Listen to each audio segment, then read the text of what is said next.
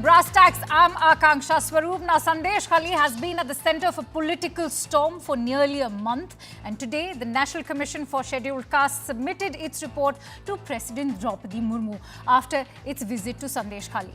The NCSC delegation probed allegations of sexual abuse by scores of women against local Trinamool leader Shah Jahan Sheikh and his associates. Now, in its report, the NCSC panel has recommended the imposition of President's rule in West Bengal to safeguard the rights of the scheduled castes. Also, the Supreme Court has received a petition. It demands a special investigation into the cases of violence in Sandeshkhali, either by the Special Investigation Team or the Central Bureau of Investigation. Primarily because complaints of the Sandeshkhali women, that for your information also includes other kinds of transgressions such as land grabbing and non-payment of dues, have been left unheard by the state and its law enforcement. The culprits have undoubtedly enjoyed political protection that put them beyond the reach of the law. Why isn't the Mamata Banerjee government taking corrective action against the Trinamool strongman Sheikh Shah Jahan and his foot soldiers who've turned Sandeshkhali into hell for women? This brings us to the big question that we'll be posing today to our panel. Is the Bengal government guilty of a cover-up in Sandeshkhali?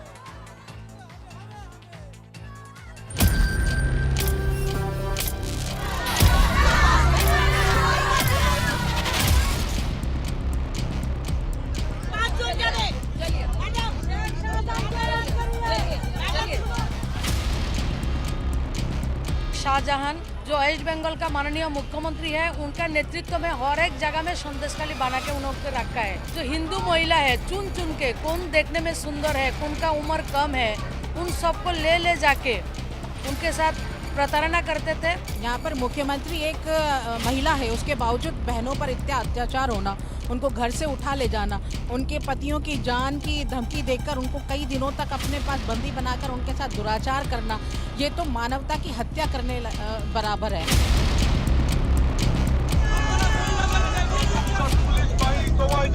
যাদেরকে রাতের অন্ধকারে ভয় দেখিয়ে স্বামীকে পিটিয়ে ছেলেকে মেরে যাদেরকে রাত্রেবেলায় ভোগ করার জন্য নিয়ে আসা হতো পার্টি অফিসে, তারা কি বাংলার মহিলা নয়? তাই বাংলার মুখ্যমন্ত্রী যে বেঙ্গলি কুইন অফ ক্রুয়েলটি। আপনারা জানেন জীবনে আমি কোনো অন্যায়কে কোনোদিন প্রশ্রয় দিইনি, এবং আমি ইনিশিয়েটিভ নিয়ে যারা মুখে মাস্ক পরে পরে ছবি তুলছে, ধরাও পড়েছে বিজেপির কর্মী, কিভাবে তারা বাইরে থেকে নিয়ে এসে একটা এলাকাকে অশান্ত করার চেষ্টা করেছে। পুলিশেরও একটা মহিলা টিম আছে, ঘরে ঘরে যাচ্ছে কার কি অভিযোগ শুনতে, শুনে এসে রিপোর্ট করার পর যদি কারো প্রবলেম থাকে সেটা নিয়ে নিশ্চয়ই আমরা কাজ করব। সন্দেশখালী আজকে নতুন নয়, ওখানে আরএসএস-এর একটা বাসা আছে, 7-8 বছর আগেও দাঙ্গা হয়েছিল ওখানে। मैडम अभी आराम से जो कानून में है, आराम से आप राष्ट्रपति शासन के लिए सुपारिश कर सकता है, क्योंकि बंगाल का हालात अभी इतना खराब है।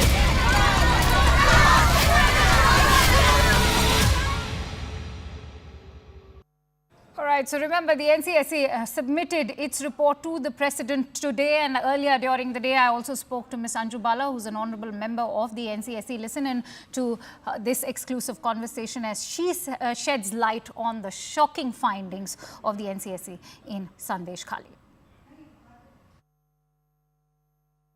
Today, that much awaited report has finally been submitted to the Honourable President. Do share with us the findings of that report. नमस्कार जी, नमस्ते। और मैं धन्यवाद देना चाहती हूँ कि सभी मीडिया का, क्योंकि अगर आप सभी इस न्यूज़ को नहीं दिखाते तो शायद आज जो फैक्ट हमारे सामने आए हैं वो नहीं आते। क्योंकि जब हम कल गए थे और हम लोगों, क्योंकि हम परसों इवनिंग में पहुँच गए थे, मिसबिहेव तो हमारे साथ भी हुआ, फिर भी हमने उसे इग्नोर किया, क्योंकि हमारा टारगेट था उन लोगों से मिलना, एक्चुअल रिपोर्ट क्या है। क्योंकि जैसे अभी तक हमारे सामने आ रहा था और जो सरकार बोल रही है कि ये कुछ ऐसा हुआ ही नहीं है और इसे एक पॉलिटिक्स एंगल से देखा जा रहा है। लेकिन जब हम घटना स्थल पर पहुंचे और उन हमारी जो बहनें हैं, उन्होंने जब हमसे बात की और दिल में वो फवक फवक के रो रही थी, और एक अंदर से एक अंतरात्मा होती है ना, वो हिल जाती है, और तकलीफ हो रही थी जब वो मुझे हाथ पकड़ के मेरा छोड़ नहीं रही थी कि आप छोड़ के मत जाइए हमको, आप चले जाएंगे तो ये हमको मार देंगे। तो आप महसूस कर सकते हैं कि वो दहशत क्या होगी, क्या क्या उन्होंने मुझे नहीं बताया, उन्होंने कैसे बताया कि मैं हम लोग इवनिंग में हमको वो पकड़ कर ले जाते हैं, हमारी एक अपनी लाइफ है वो खत्म हो चुकी है, और अगर हस्बैंड कुछ कहते हैं उसको धमकी दे दी जाती है कि अगर तुमने जबान भी खोली तो तुम्हारे लिए अच्छा नहीं होगा। तो ये इस तरीके का माहौल, दहशत का माहौल है। किस माहौल में हमारी महिलाएं वहां जी रही हैं, अभी तो बहुत सारी चीजें आपके सामने नहीं आई हैं जो हम लोग अभी देख के आ रहे हैं। और वही सारा इशू लेके हम लोग आज माननीय राष्ट्रपति जी से हमने मुलाकात की है, और हमने पूरा फुल कमीशन हम गए थे, और कमीशन ने अपनी रिपोर्ट सबमिट करते हुए हमने एनुअल रिपोर्ट सबमिट के साथ साथ में जी आज हमने ये पूरी रिपोर्ट वहां की दी है जो घटना वहां पे हुई है, और राष्ट्रपति शासन लागू होने के बारे में भी हमने कहा। और हमें माननीय राष्ट्रपति जी ने आश्वासन भी दिलाया है कि इसमें हम जल्द कार्रवाई करेंगे और प्रधानमंत्री जी से भी जी इस विषय में बात करेंगे। जी अंजू लेकिन सिचुएशन तो ठीक नहीं है। अंजू जी, माननीय राष्ट्रपति जी भी एक महिला हैं, आप भी एक महिला हैं। मैं आपसे जानना चाहूँगी, आपकी रिपोर्ट की फाइंडिंग्स में पुलिस ने बहुत ही लापरवाही वाला एटीट्यूड अडॉप्ट किया हुआ था। ये भी रिपोर्ट्स इंडिकेट कर रही हैं कि महिलाओं से मेडिकल एविडेंस मांगा जा रहा था, उनके साथ जो जिस तरह का शोषण किया गया उसके लिए। आप हमसे शेयर कर सकती हैं उस रिपोर्ट की फाइंडिंग्स जो इंडिकेट करते हैं कि वेस्ट बंगाल पुलिस की किस तरह लापरवाही की वजह से भी ये सब चलता आ रहा था। ये बिल्कुल आपने सही बात कही है, और इसमें अगर सही कहें, अगर लापरवाही पुलिस की ही नहीं होती, सरकार की ही जी है, क्योंकि सरकार का ही प्रशासन होता है, और उनको पूरा उधर से कहेंगे तो सपोर्ट सिस्टम उनका बहुत स्ट्रांग है। क्योंकि जब हम लोग अपना ही हम बता रहे हैं, उनके साथ क्या हुआ होगा आप हमारे साथ जब बीता है तो उसमें एहसास कर सकती हैं। क्योंकि एक महिला होने के नाते जब हम लोग उनसे मिलके भी आ रहे हैं, और हम लोगों ने ये सारी व्यथा पुलिस, क्योंकि हमारा कमीशन का एक रूल होता है, जब हम लोग स्पॉट विजिट पे जाते हैं उसके बाद हमारी जो भी प्रशासन होता है उनके साथ मीटिंग होती है। जी हम लोग जब मीटिंग करने के लिए वहाँ जो लोकल उनका थाना था वहीं पे उनके जो आईजी थे, डीआईजी थे, सभी को आना था, एसपी थे, डीएम थे। तो जब हम लोग वहां पे पहुंचे तो वहाँ 3-4 ऑफिसर तो खड़े थे, आईपीएस ऑफिसर थे, लेकिन उन्होंने एकदम से इग्नोर किया, मुंह फेर लिया, हमसे बात नहीं की। और वो ऐसा उनको ऐसा लग रहा था पता नहीं हम लोग कहाँ से आ गए हैं, हम लोग तो जो भी था प्रोटोकॉल के तहत हम गए हैं। जी अगर वो उनका रवैया कमीशन के प्रति ऐसा है जी तो ये नेचुरल सी बात है कि वहां उनके साथ क्या हो रहा है, उनके साथ रेप हो रहा है, जी रोज उनको लेके जा रहे हैं, उनको कोई फर्क नहीं पड़ता, और मिसबिहेव करने में या उनसे कैसे कैसे प्रश्न वो पूछ सकते हैं। कौन आएगा थाने में, कौन अपनी बात रखेगा, वो उस लेवल तक उनको पहुंचने ही नहीं देती है जो पुलिस है। इसीलिए आप जब कभी देखेंगे, हम गूगल में सर्च करेंगे तो वेस्ट बंगाल के आपको आंकड़े नहीं नजर आएंगे जी, कि बिल्कुल वहां सही रेप कहा का आपने। घटना या और कोई एससी के प्रति, क्योंकि वो तो एफआईआर दर्ज ही नहीं होने देते। All right, so as Anju Bala was highlighting to our viewers right now, there seems to be a fear psychosis that's being kicked in as far as the women of Sandeshkhali is concerned. What also explains the barricading of Sandeshkhali, which is why that brings us to the question today, is the Bengal government guilty of a cover-up in Sandeshkhali? Let me introduce my panelists today. I'm joined in by Professor Geeta Bhatt, who's an academician. I'm also joined in by Saira Shah Halim, who's an author and activist. Also joined in by Shatrupa, who's a spokesperson for West Bengal BJP. Also joined in by Riju Datta, who's a spokesperson for the TMC. Many thanks to all our esteemed panelists for joining in. Professor Bhatt, if I could begin with you. The National Commission for Scheduled Castes, as we all know, as has also been highlighted by Arun Haldar, is a constitutional body, not a political one. So, when such a body demands precedent's rule in Bengal, what does it speak of the lawlessness that's currently prevailing in Bengal? Well, it is actually very much indicating, Akansha, that the state of West Bengal is in a state of anarchy. And it is very unfortunate that the state machinery and the state police is actually acting like a private army of the chief minister and the TMC. I mean, one is appalled to see that in 21st century in India, in where there is, where we are talking of women who are leading in every foray, whether it is science or technology or whether it is business or anywhere in state of West Bengal, women are being targeted in Sandeshkhali in such a pathetic way, and especially when you know that the population there is more than 50% population is those of SC and STs. And the commissions, the commission going over there and they recommending that there should be a president rule, it just shows that it is in, this what the mess that has been created. And it seems that Mamata Banerjee, who herself, came to power, rather rode to power when she protested against, against at that time the CPI government, and said that the chief minister should resign and there should be a president's rule. That is what she had said during the Nandigram protest. And today it is the same circle. She is riding the same road which the CPM had taken. So it is the same, culture that all the goons who are working against the women over there, and how especially Hindu women are being targeted. And these are the testimonies of these women who have come out. Imagine when they are facing so much of threat to their life, to the lives of their children. Right. Courage. Test. And imagine they are coming out. It is their testimonies that we are being targeted because we are Hindus, and we are being taken away at nights and being called into the TMC office. I mean, how can a woman, a chief minister, and on top of that, a woman chief minister sleep at night? When this is the state of lawlessness and women are being targeted like this in her state. Saira, right. The fashionable glorified MPs of TMC. Where is the Geeta, you've made a very valid point. I'm going to, in fact, request you to hold on to those thoughts, because I'm going to take a cue from what you just said and take it forward.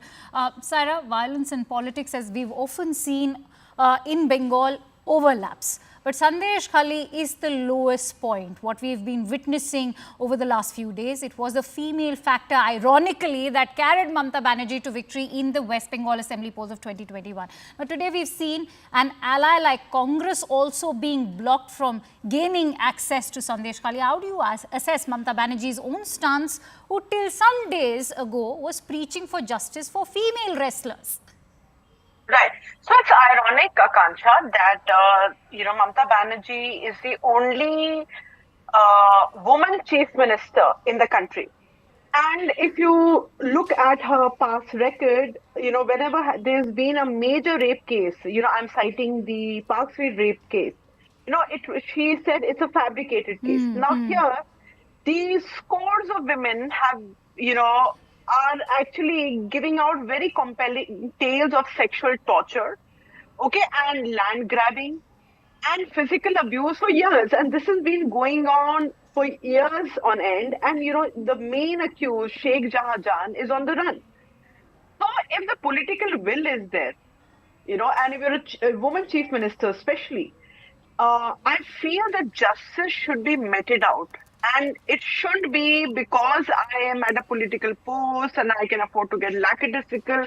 So now I know that there's a TMC spokesperson also, and I'm sure he'll agree with me that here we need to stand up for the women, irrespective of our political stance, irrespective of our political ideology, because here women are the ones, they are the sufferers, they're the victims here, and justice needs to be meted out. This is a heinous crime.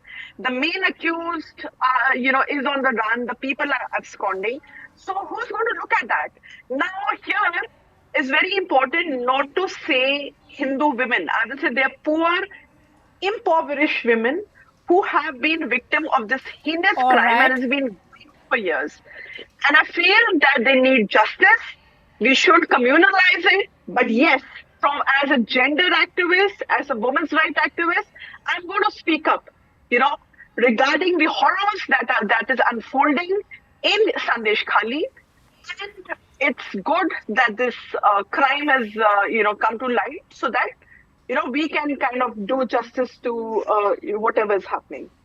Shadrupa, if I could bring you in on that note, The West Bengal Chief Minister has also alleged that Sandeshkhali has become a hotbed of communal riots in recent years, also because RSS is having a significant base in the area. How do you respond to allegations that your party is pursuing this matter along sectarian lines? No, first of all, Akanksha, responding to the Honorable Chief Minister, just because she is a Chief Minister becomes a waste of time, because she is a compulsive liar and she, I don't know, she cooks up things with a figment of her imagination. So, it's really no point. But I would really like to thank you and my previous two speakers at the sensitivity which these all three of you have shown to the women of Sandeshkhali, irrespective of whichever party, whichever creed, whichever religion they may belong to. Having said that, there are certain things which are coming up. I mean, I know I've been doing shows from the evening, but I'm appalled at the lack of sensitivity all over. Beyond, there are certain political parties who are saying it doesn't really matter. They're putting it at a completely different angle. But this is one show I'm really touched by the way you people are discussing it. Number one, the first speaker who said, Anjuji, she talked about the police, which becomes a very big factor here. The women who have gone on record, not one, not two, there are hundreds of women residents there, they have gone on record saying that the first people we went to, the first people we sought refuge was the police. Which is natural. You and I also, if there is a problem, the first person we would talk to is the police. The police have turned down and told them in Bangla, Amra jani na, dadara jane, which means police doesn't know.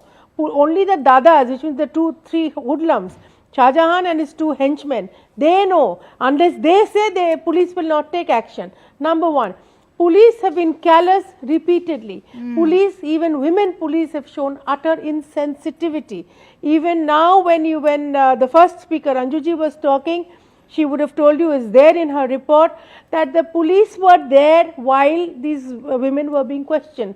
So they were, fear struck. There is one big story that the Trinamool is coming up with, that there is a 10-member police who have gone and inquired and have gone door to door. Yes, there was a team and they have gone door to door and they have threatened. Each and every woman was threatened that if you open your mouth again, like Shahjahan and his 2 henchmen have done, beaten up your, the male members of your house, burning down shops and ruining their crops, that is what is going to happen. Shatrupa, so what's equally distressing? Right now, what we are going through.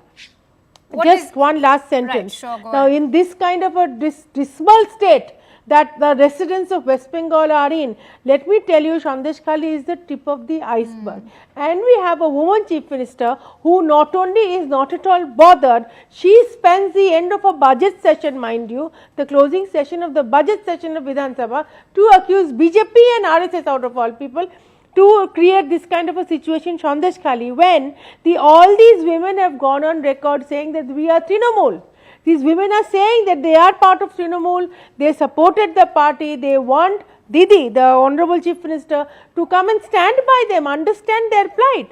But the Chief Minister is in denial. She would rather sit back and blame it on BJP, on RSS and anybody, but it's never her fault. All right.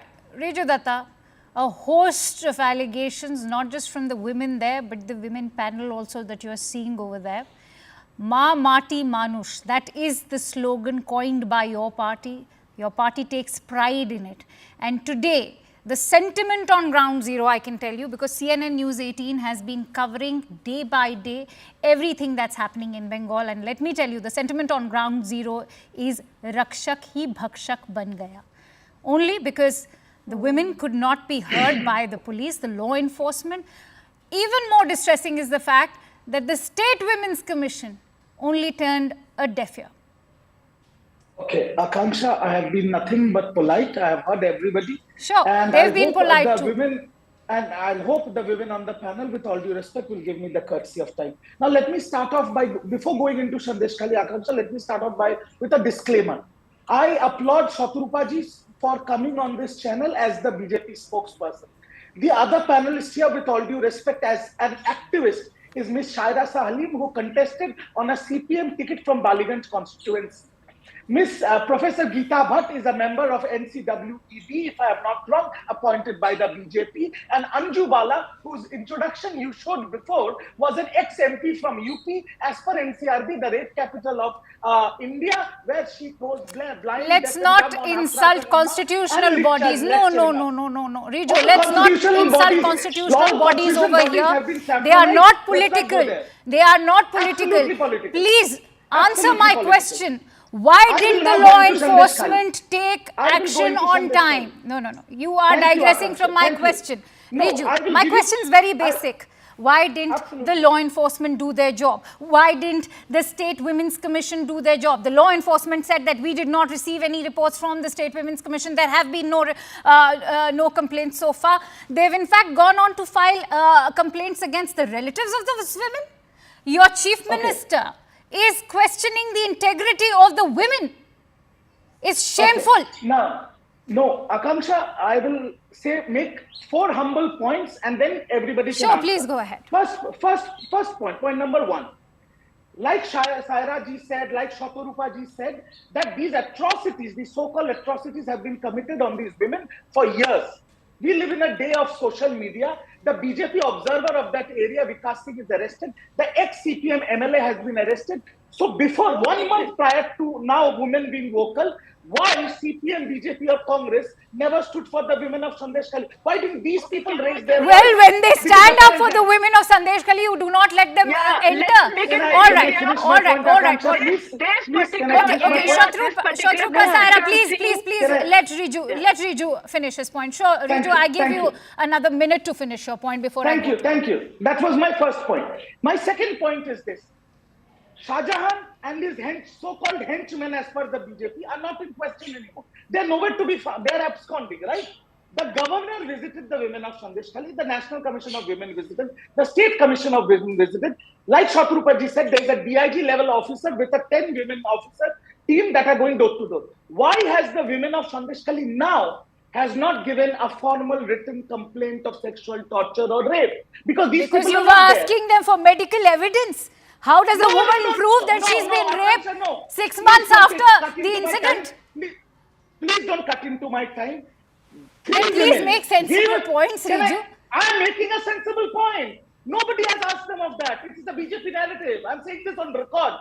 3 women complained of land grabbing, and one of our representatives of Trinamool Congress, Uttam Sardar, has been arrested by Mamata Banerjee. She has done a Raj Dharma. Where is Sheikh Shah Jahan?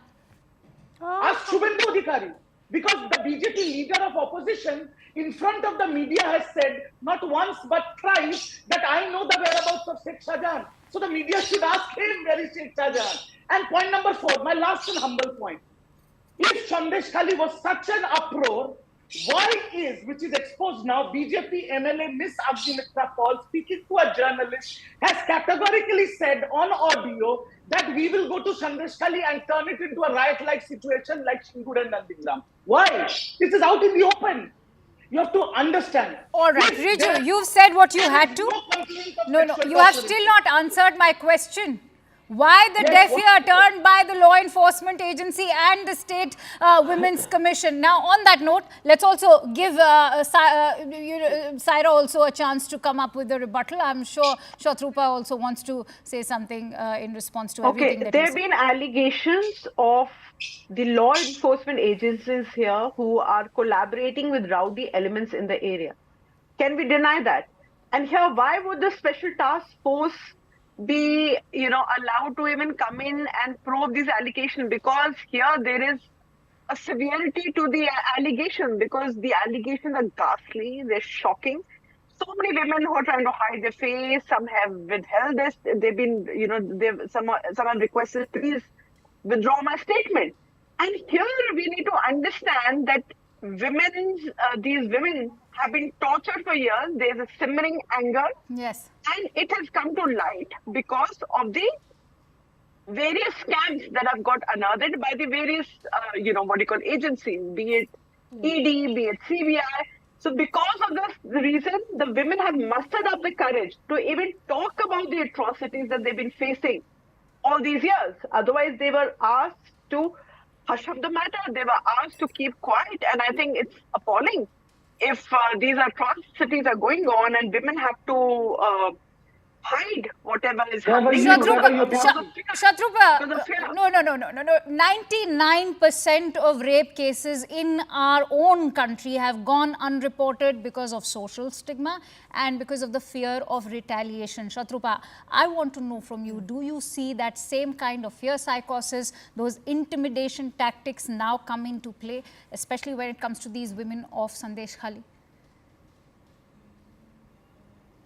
Akanksha, I missed the question in between because the audio went. No, but I'm still so going to I'm go talking ahead and about answer the this. fear psychosis. We all know data, in fact, highlights how most of the rape cases go unheard, are not reported because of the fear psychosis at play, fear of retaliation. And that is something that we are clearly seeing play out in Sandeshkhali as well. Yes. I just want to say that either Riju has not gone to Sandeshkhali. I mean, obviously he hasn't because nobody has gone from Trinamool. They took some 45 days to even go to that region. Or Riju has not seen the visuals. So he's talking out of his hat. Number one, what I forgot to mention was, I mean, I was talking about a lot of things. What I didn't mention was, irrespective of religious and creed or caste or whatever their background may be, one thing was common in this harassment. The women have said that Shah Jahan and his two henchmen used to specifically identify women with their physical features. They would point out and say that, okay, she's young, she has so and so physical features, so therefore she is to stay back after the meeting is over. These comments are not made by a BJP spokesperson. I'm just relieved that you actually ruled out the communal angles over here. Up enough courage now, after 10 to 13 years, now that Shah Jahan is absconding, now they are talking. They weren't talking before. And unfortunately for Riju, possibly he doesn't know that unlike these people's MLA, Nusrat Jahan, they have no access to social media. They don't go around making TikTok videos. They can't even muster up enough courage to say what has happened to them, leave alone talking about rape. They may have been saying that there are certain cases of rape. And in fact, I was made to answer on another national channel that that there has been no proof of rape. I mean, come on, does rape have to be the final crime all the time? Here, ordinary women, illiterate women, poor women are getting manhandled, heckled, called to office, their party office beyond normal hours, and if they don't go and provide the necessary entertainment, as these women are saying, for years together, their men get harassed, their shops get burnt, their houses get razed down. Now, one more thing, Riju kept on mentioning Shubhendu Da. Yes, Shubhendu Adhikari has gone on record giving, on the media 3 floating locations of Sheikh Shah Jahan. Now, if the police were really interested, why did they not pick up these locations? We who've been watching television almost every day, we are seeing more of channels, national channels, regional camera, different kind of interviewers, bloggers, everybody there, but we don't see a single policeman there. Fair enough. A very pertinent question. A very pertinent question. He's talking about Agnimitra Paul. Agnimitra Paul has said nothing. That is not to be said right now. Yes, she has said that we who have been with the leading opposition in West Bengal, 2.80 lakh people have voted for us. It is our duty to stand by these harassed women. Absolutely. So we are going to be there. That's why I want to hear what Riju has to say. No, let's also hear what Riju has to say. I appeal to Riju and the other people. The female electorate of your state is what that carried. These women. It doesn't matter who they are. It doesn't matter about their political lineage. It doesn't matter you've made your point amply clear, which for the record, they are saying that they're Trinamool. Let's also listen in from Riju. Shatrupa, give him time. Shatrupa, give him time to speak up. Riju, I would like to say that now should be the hour where your party should in fact be unified with all those who have been informing you as far as the whereabouts of Sheikh Shah Jahan are concerned. Having said that, this really doesn't suit a chief minister who, as we all know, has been carried to victory in the 2021 West Bengal Assembly elections only because of the female electorate in your state. Now, Akanksha, rather than going into whataboutery or a political speech, this is not whataboutery. Let me give you some names and numbers. No, don't give me names. I just have a very simple question. Where is Sheikh Shah Jahan? Why has he not been Akanksha, arrested? It's a very basic Akanksha, question. Akanksha, We've been Akanksha, trying to Akanksha. answer it since 5th of January when he went absconding. Akanksha, if you have made your mind, I cannot change it. But You're not answering my question. Allow me to pose my question. Shaturupa, Allow me to do my I job. have heard your question. I have heard your question. Now, as the anchor of the show, allow me to give my answer. Shubhendu Adhikari, like Shaturupa ji said, that he has been given floating locations of Sheikh Shah Jahan. Now, do you know Sandeshkhali, this area, after the delimitation laws, falls under the 50 square kilometer of BSF rule? So is Shaturupa ji saying Shubhendu and BSF are equally incompetent? Now Shaturupa ji is blaming everything of Trinamool Congress. And I respect what Shaturupa ji is saying. And to increase my respect for her, I challenge Shaturupa ji with the same vigor that she is denouncing TMC. She sits here on your show and says, Brij Bhushan Saran Singh is a molester and I don't support it. Third point. I will give you a name, Syria Parveen. She has been arrested by the West Bengal police. You know who she is? She is the BJP's Boshirhat female observer who has been masking herself from Shukanta Majumdar's car with the BJP state president on the bonnet of a car to every channel going and saying that I am a victim of atrocities, and she has been arrested because she's a member of BJP of Boshirhat making false narratives on TV. I am telling you on this channel, if a woman, Akanksha, let me be logical. If tomorrow any woman, any esteemed woman on your panel says, Riju Datta has harassed me sexually or Riju Datta has committed a crime, the first thing that needs to be done is the lady needs to go to a police station, file an FIR, and then the investigation starts. I, on your show, I humbly, with my folded hands, request the women of Sandeshkhali or whoever is there, that to file a written complaint against any atrocity committed against them to the governor, forget Trinamool Congress, to the governor, to the State Women Commission, to the National Women Commission. Why there is not a single complaint? And like BJP and CPM are saying that these atrocities have been going on for years, the women cannot speak. Okay, the women couldn't speak as per you. But let me take my second last question from Saira before I end with Professor Bhatt's thoughts.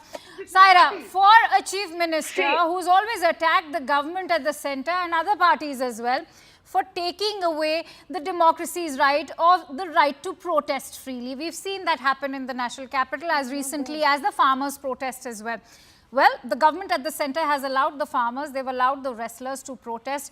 What do you make of this kind of duplicitousness and the hypocrisy when it comes to people protesting within her own state and trying to gain access to the victims? See, it is very clear that the opposition leaders are the ones getting arrested and beaten up. Whoever's trying to enter Sandeshkhali. Now, for example, who got arrested? From the an ex-CPIM MLA, Mr. Narpado Sardar. He got arrested. Instead of rounding up Sheikh Shah Jahan and the other culprits in this whole, ghastly state of affairs, the opposition leaders are being, harassed and arrested and beaten up. So here, if Congress leaders are going, CPIM leaders are going, and whichever other opposition party leader is going, what is the whole harassment about? Why is TMC getting intimidated? If women are getting harassed, as a woman chief minister, the first duty of our honorable CM should be to ensure that justice is meted out and the main culprits are booked. That is all. That is all the women are asking for. They're not asking you to deflect the matter. They're not asking you to engage in whataboutery. Simply resolve the issue, because now the scene is chaotic, as you can see from the visuals there. Absolutely, and it is. Things can just snowball into something bigger. So yes. 10 seconds, can I come in? Sure, Riju, but 10 seconds means 10 seconds. Yes, exactly 10 seconds. To all due respect to the ladies, a little homework should have been done. Apart from the ex-CPM MLA, the Uttam Sardar, the sitting Panchayat Pradhan of Trinamool Congress, has also been arrested and 17 others arrested. And lastly, like you said, Saira, my I completely agree question is with you. the strong man, the kingpin, Sheikh Shah Jahan. Where is Sheikh Shah Jahan? Please do not hide in the defense of... The main culprit is still absconding. That is a big question. Please ask. Where I is request Sheikh CNN Shahjahan? News 18. No. Riju, Subhadeep where is Sheikh Adhikari Shahjahan? knows. You have no Subhadeep answers for Adhikari- that. When I you're have the getting answer. tip-offs I'm about giving his you the answer. whereabouts, the law enforcement in your state will not act accordingly to it. I mean, it's Why are you not listening to my answer? the fact of the matter is you're calling for the so precedence rule. Subhadeep You're calling Adhikari for the knows. Why is he precedence not rule. telling the BSF and the ED? All right. Professor Bhatt, I just want to know from you, is patronizing local thugs becoming a standard template for the TMC? Something we've seen with the Partha Chatterjee, something we've seen with the Jyotipriya Malik, and now with Sheikh Jahan, who's not even in the reach of ED, is extremely ironic. But what do you make of the TMC template? Well, the TMC template has been the template of the CPIM, which they had inherited. And they are continuing with that, patronizing goons. And they are the ones, it seems, who are running the show. I mean, I'm rather surprised to see the condescending manner in which the TMC spokesperson is speaking. And it is rather belittling the plight of the woman of Sandeshkhali. Yeah, it is rather strange, but it is today the Supreme Court has also agreed to take a PIL. Absolutely. It has been listed already. Yes, Professor it Bhatt, has do you already think been it is listed. time for precedence rule to finally prevail in West Bengal? A, B, should there be a more independent, transparent investigation? Is it time? Absolutely, that is what is required. What about because, Manipur, we Professor know Bhatt? that What about these Manipur? women are not. You are biased. resorting Why is to it what that about they are not Riju? coming out and filing No, the I'm just FIR? asking her a question. When Let they Geeta Bhatt in finish her 21 when TMC won the election, and after that when they went on a rampage, and the way the women of the opposition parties or related to the people who are working for the opposition, the way they were molested, and the way they were their dignity was disrobed. That already is in Alright. Supreme Court. There is already Can I a ask hearing a for that. question, But again, Professor there also, when the National Commission for Women and other agencies had gone, All right. they again faced the same situation. Women are scared of coming out because they know what kind of a justice the state police is going to give them. That is what is the Professor Bhatt, do irony. you want precedent And rule in Manipur? Well, Riju, the answer is very simple. Everything has to come to Bring Supreme Court. Sheikh Shahjahan forward, give the women of Sandeshkhali justice, and I think the matter can be laid to rest. There is not a Because single remember, complaint against Sheikh not Shahjahan. admitting There a is not a single mistake is a complaint. bigger mistake. On that thought, I'd like to end this discussion. Many thanks to all our esteemed panelists for joining in. Now, up next, a deep dive on the new coalition government in Pakistan after the election turmoil that's been taking place, as well as a military build-up by China, which has sparked concerns in the Asia-Pacific. CNN News 18's Zaka Jacob explains.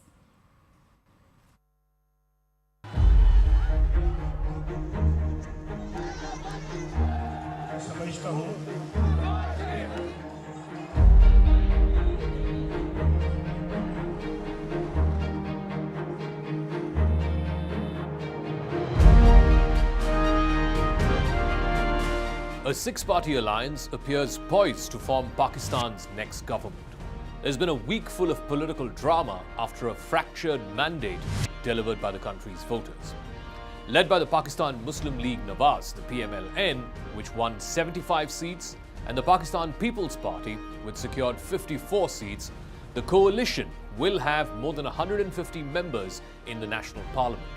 In order to form a government, any party or collection of parties will need to cross the required 134 seats for a simple majority in the National Assembly.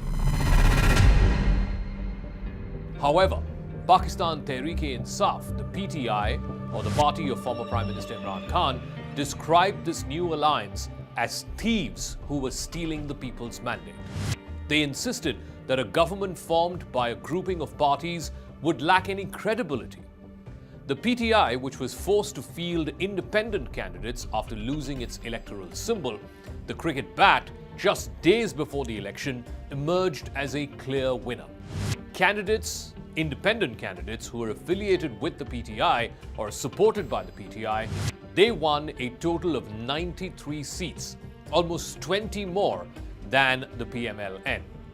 The success of the PTI may constitute as close to an upset, electorally speaking, in a country where the military is the ultimate arbiter. It reflected the deep, loyal support base of Imran Khan, something that he has cultivated since he was ousted by Parliament back in 2022. He also seems to have a rather unique ability to try and outmaneuver the military generals and their playbook for sidelining politicians.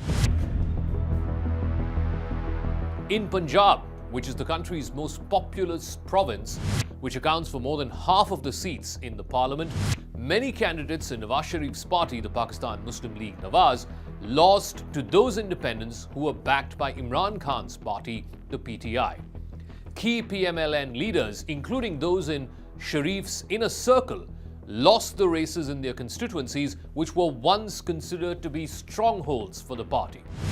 The PMLN were tagged as the Lions of Punjab, and that is where they suffered the maximum setbacks. With the National Assembly session expected to begin by the end of this month, critics of the PMLN-led alliance are raising questions about the sustainability of the incoming coalition government. They're even drawing parallels with the Pakistan Democratic Movement, or the PDM, which was also a coalition that ruled Pakistan for about 16 months from April 2022 till the declaration of elections earlier last year. The PDM was also led by the PMLN and the PPP.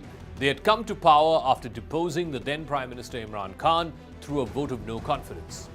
Shehbaz Sharif, who was the Prime Minister during the PDM's tenure, has once again been nominated as the coalition's choice for Prime Minister. Bilawal Bhutto Zardari, who's the chairperson of the PPP, the second largest party, and a former foreign minister, he has ruled himself out of the government unless he is made Prime Minister. So with the PPP not joining this new coalition government and only supporting it from the outside, that will mean this is going to be a shaky coalition. And that is one reason perhaps why former Prime Minister Nawaz Sharif did not want to lead this government as Prime Minister. But human rights groups have expressed serious concerns about the nature of the result itself. They say there were signs of tampering by the military. They warned that it would raise questions about the legitimacy of the incoming government. In fact, this is what the Human Rights Commission of Pakistan put up on its X social media account. This lack of transparency is deeply concerning. We see no plausible reason to attribute the delay to any extraordinary circumstances which might justify it. Unquote. Thousands of PTI supporters took to the streets in big and small cities across the country. They ranted against the slow release of the results. They made it clear that they would not accept any possible manipulation of the vote. The election came after a military campaign to try and neutralize Imran Khan and his party. PTI leaders and their supporters were arrested in droves. The party was barred from using its iconic cricket bat symbol on ballot papers. And in a country where nearly half the electors are illiterate, the symbol was a crucial visual cue for voters. That got taken away. Imran Khan, a former cricketer turned populist politician, was arrested in August of last year.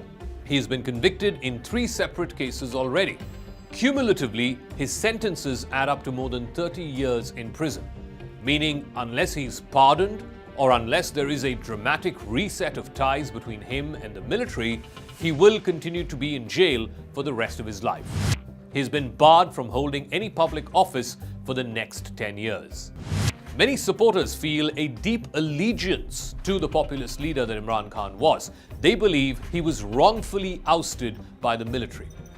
But for other voters, it was because they were simply fed up with the military's constant meddling in politics, and they cast their ballots for PTI candidates just to spite the generals. As one analyst put it, this is much more a public verdict against the military's interference in politics. It is against party suppression. It is for democracy. So the voter was coming out either in anger or desperation or simply disillusion. A message that will be heard in the garrisons of Rawalpindi for a long time to come. How likely is China to start a war? This may be the single most important question in global affairs today. If China uses military force against Taiwan or any other country with which it has a territorial dispute, it could lead to a full-blown war in the Asia-Pacific. A fight between two nuclear-armed giants, China and the United States, both of whom are brawling for hegemony in a region that is fraught with tensions. That is the last thing the world needs right now. If China attacked Taiwan amid the ongoing wars in Ukraine, as well as the one in Gaza, the world would be consumed by multiple wars. Something we have not seen since the end of the Second World War in 1945. On Crux Decode, is China preparing for war? And if it is, then what should the world do?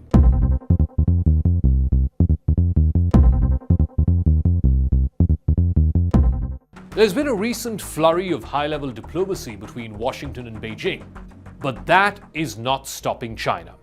Under Chinese President Xi Jinping, Beijing is amassing ships, planes, and missiles as part of the largest military buildup by any country in decades. China is stockpiling fuel and food and trying to reduce the vulnerability of its economy to sanctions. These are classic steps that a country would take if it fears a conflict. Xi Jinping has said that China must prepare for worst-case scenarios and be ready to withstand high winds and choppy waters, even dangerous storms. Now, all of this comes as Beijing has become increasingly aggressive in its dealings with its neighbors with whom it has a territorial dispute. That includes the Philippines, Japan, and India. China has also periodically threatened to invade Taiwan. Many American officials believe that the risk of war is rising. CIA Director William Burns has said that Xi Jinping is seeking the capability to take Taiwan by 2027. That is the year the Chinese People's Liberation Army finishes 100 years. Also that he would want to get this done before the end of his tenure in 2028 as the Great Reunification, the last remaining unfinished business in the modern-day People's Republic.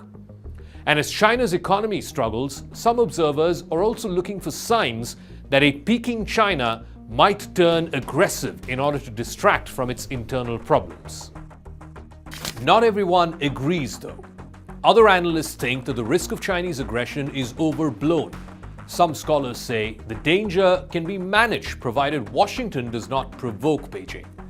There is a long-standing argument that China will not upend a status quo which has served it well for the last 40 years. Others also point out to the fact that China has not started a war since its invasion of Vietnam back in 1979.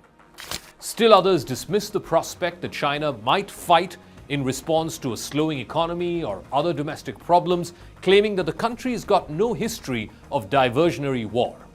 Now, what links all of these arguments is a basic belief in continuity of Chinese conduct.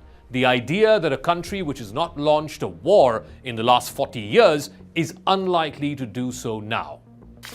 Political scientists and historians have identified a range of factors that make great powers more inclined to fight. When one considers 4 factors, it becomes very clear that many of the conditions that once enabled the peaceful rise of China may now be encouraging a violent descent. If you look at it historically, the first factor is territorial disputes. China is contesting these with many countries, both in the East and South China Seas, and increasingly it is becoming less and less susceptible to compromise or some kind of peaceful resolution. That makes China's foreign policy a zero-sum game. The second factor is the military balance in Asia, which is shifting in ways that could make Beijing perilously optimistic about the outcome of war. Third, as China's short-term military prospects improve, its long-term strategic and economic outlook is darkening, a combination that has often made revisionist powers more violent in the past. And fourth, Xi Jinping has turned China into some kind of a personalized dictatorship which is particularly prone to disastrous miscalculations which could lead to costly wars. Now, the possibility of a US-China war might seem remote at first glance. Beijing, like I said before, has not fought a war in 44 years. and its military has not killed large numbers of foreigners since 1988, when Chinese frigates gunned down 60-odd Vietnamese sailors in a skirmish that happened around the Spratly Islands. The so-called Asian peace over the last 40 years or so, that is, no major war has broken out in East Asia since 1979, it has fundamentally rested on Chinese peace. The absence of war, though, has hardly meant the absence of aggression. Beijing has used military and paramilitary techniques to press aggressive claims in the South and East China Seas. In recent years, China has also engaged in bloody scraps on the land border with India. It would not be the first time that a seemingly peaceful rising power went rogue. Prior to 1914, Germany had not fought a single major war for more than 40 years. Then World War I happened. In the 1920s, Japan looked like a responsible stakeholder. It signed peace treaties, it pledged to limit its navy, sharing power in Asia, respecting other countries and their territorial integrity. Japan, of course, went on to become an active player in World War II. In the early 2000s, Russian President Vladimir Putin mused about joining NATO. He wanted the West and Russia to come closer. That each of these three countries, Imperial Germany, Imperial Japan, and now modern-day Russia, have all gone on to launch barbaric wars of conquest underscores a simple truth: that things change. The same country can behave differently depending on changed circumstances. Now, here's one big factor. Roughly 85% of all international conflicts waged since 1945 have revolved around territorial claims. Now, territory is hard to share because it often has symbolic or even strategic value. Even when nations agree to divide an area, they often end up fighting over the most valuable parts. Look at India and Pakistan in the context of Kashmir. There are valuable regions, whether it is cities, oil reserves, holy sites, waterways, even strategic high ground, which countries are loath to give to the other side. Territorial disputes are particularly likely to escalate when one side fears that its claims are getting eroded or that the other side is simply not respecting its claims. A second cause of war is shifting military balance. Wars are waged over various issues, but they all share a fundamental cause, and that is false optimism. They happen when both sides believe they can use force to achieve their objectives. In other words, when both sides think that they can win. But here's the rub: most wars have only one winner. Third, great powers become belligerent when they fear strategic decline. Geopolitical competition is fierce, it's oftentimes unforgiving. No nation wants to give up on its strategic importance, its relative wealth, its standing amongst the Committee of Nations, or even hard military power. Even the mightiest countries can spiral into violent insecurity when they are beset either by economic stagnation or by strategic encirclement. For Imperial Germany, Imperial Japan, and of course Putin's Russia, it was about fighting geopolitical irrelevance. It was about reducing strategic decline. And finally, a country's conduct is shaped by who is ruling there. Personalist dictatorships are more than twice as likely to start wars as democracies are, in which power is held not by one or a few stakeholders, but by many. Dictators initiate more wars because they are less exposed to the flip side of war or the cost of losing power as a consequence of conflict. Over the last 100 years, dictators who lost wars fell from power only 30% of the time, which means there is a 2 in 3 chance that a dictator, even if he were to preside over a losing war, will not end up losing power. Whereas democratic leaders who lost wars were almost always voted out of power or simply removed from office almost 100% of the time. That is a consequence that Xi Jinping does not have to worry about. If you were to take these 4 red signals from Beijing, it is clear that these red signals are blinking harder with each passing day. And the international community can only afford to ignore these red signals at its own peril.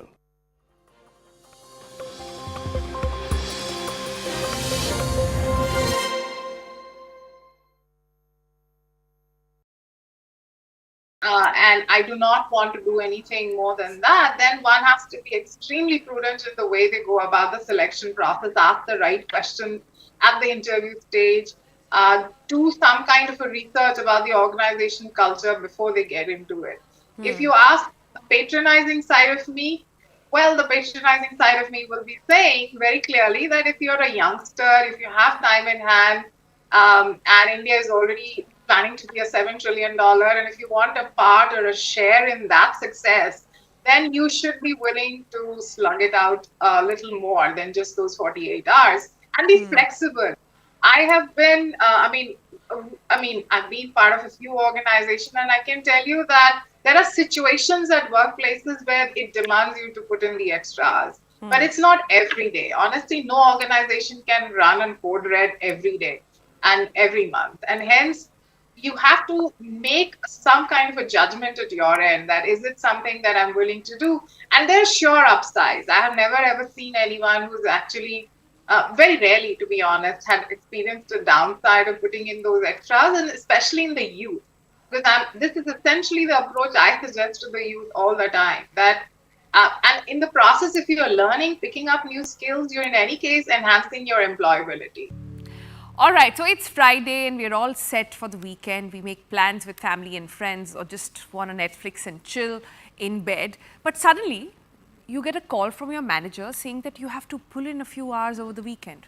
Or worse, after a night of partying, still dealing with a hangover, you get an urgent email on a Sunday morning from work. Nightmare, right? Well, this is a reality for a lot of us, me included. But not if you stay in countries like Belgium, Japan, Germany, UAE. The list is getting longer. Because here, in these countries, they have now rolled out laws or are on their way of rolling out laws where people will not be obliged to respond to work calls or emails over the weekend. In fact, some are even doing away with the 5th working day altogether, meaning work only for 4 days. Others saying let's make some arrangements and you have to clock in a particular number of hours and it's up to you in how many days you spend it. So you could wrap up work in 3 days or 4 days or 7, it's all up to you. Sounds lovely, right? But in India, where we still glorify hustle culture, where we hear our heroes talk about 70-hour work week and that is what will take us forward. How should we really be perceiving this? India kya mangta? Well, काम तो कोई extra नहीं करना चाहता है, but is it feasible in India? What is the right balance that we must really be striking? All of that is what we're going to discuss on the program today. And joining me now for this very fascinating chat is Rituparna Chakrabarti. She's the co-founder for Team Lease. Rituparna actually deals with everyone, a lot of people who come to her perhaps with all these requests, or know a lot of founders who are on the other side or management on the other side who have other point of views in this as well. But Ritu, I just want to understand first off from you, like I said, काम कोई नहीं करना चाहता है, weekend पे तो especially नहीं करना चाहता है. So when we look at these laws, young India, millennials are now thinking, why have we been put through all of this? We should also have a life, we should also have work-life balance. But then you have people like Narayan Murthy, not to sort of demonizing him at all or not to criticize his comments at all. That's a formula that perhaps worked for him in those times. But would you say India now is changing? India now is asking more questions. Employees are now getting more demanding. Yeah, good morning. Good morning. Good to be on the show. Yeah, I think the thing is India is definitely transforming. India is not what it once used to be. But having said that, we have really miles to go to kind of reach that level where we have the luxury of legislating 4 days of work. You know, it's great to talk about 4 days of work, but I'm not too sure. And even if you wish for it, even if a particular organization wants to do it, at least India doesn't need yet another added legislation for that. I think it's about what essentially is needed for a certain stage of or evolution of an organization. There are, I'm sure we all know that in the startup ecosystem, and I've been part of a startup. I mean, Team Lease at one point was a startup, and at those initial days, we really used to slog our backs off, and we would work through the weekends, and we never really cared about the time. Our personal status, honestly, also were different than what it is probably today. And we could do all of that, but that was not a perpetual state of affairs. I mean, things start getting in place, and then we have 5 days of working, and we really need to get our productivity going within those 5 days. So the point is, depending upon industry that you belong to, depending upon the kind of job that you do, I think one needs to be open and flexible, keeping that in mind. If you're walking into if you're in the hospitality industry, if you are in the healthcare industry, if you're in the media industry, I mean, you have to be used to working at very odd hours. I mean, you have to be on call on most cases. So, but if you did walk into a job where you expected that there would be a stipulated working hours, and then you have your boss.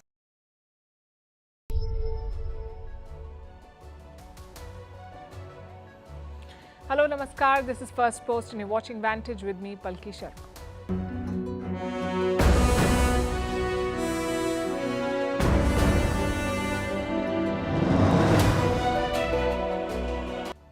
We begin with the latest entry in the tech space, Sora, a new model by OpenAI. It helps you convert text to video.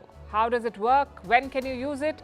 And what challenges does it pose? Tonight we'll discuss how this has the potential to bend and break reality.